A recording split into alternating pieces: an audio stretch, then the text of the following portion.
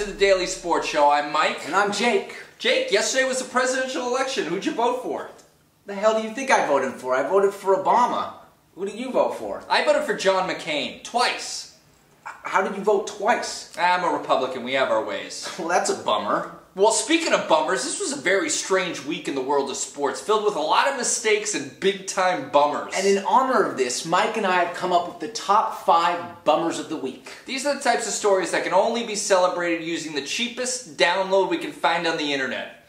The sad trombone.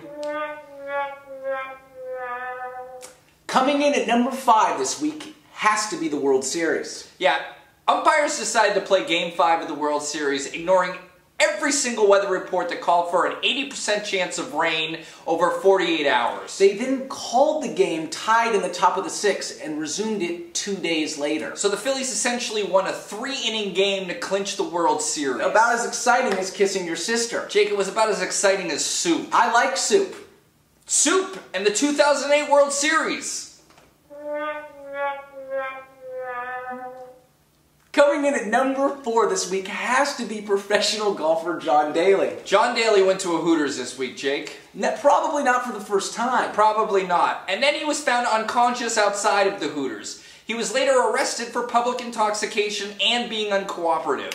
Daly contends that he was merely sleeping and that he sleeps with his eyes open. Professional golfer John Daly eats at Hooters. And sleeps with his eyes open.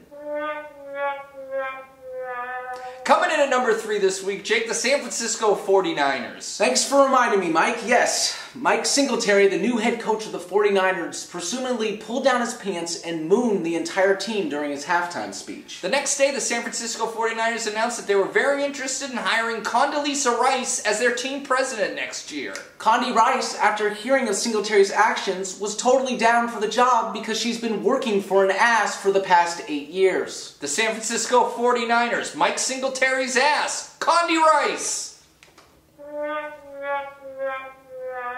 Coming in at number 2 this week, Greg Oden.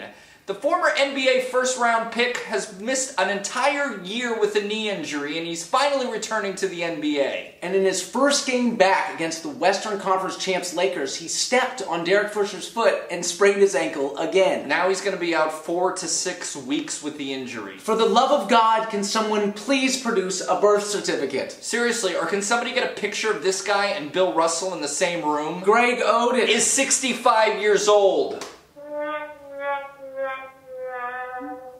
And the number 1 bummer of the week is Isaiah Thomas. Isaiah Thomas, who many Knicks fans feel has been asleep for the past 3 years, was rushed to a hospital last week after overdosing on sleeping pills.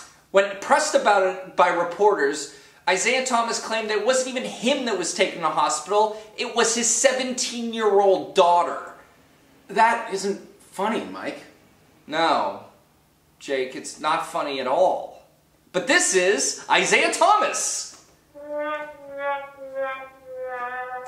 Well, I'm depressed now, Mike. Yeah, well, could be worse. John McCain could be the president. Or you could be on the worst NFL team in history and staring at a 54-year-old man's butt cheeks.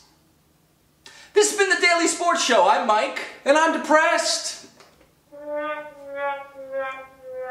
It doesn't get old.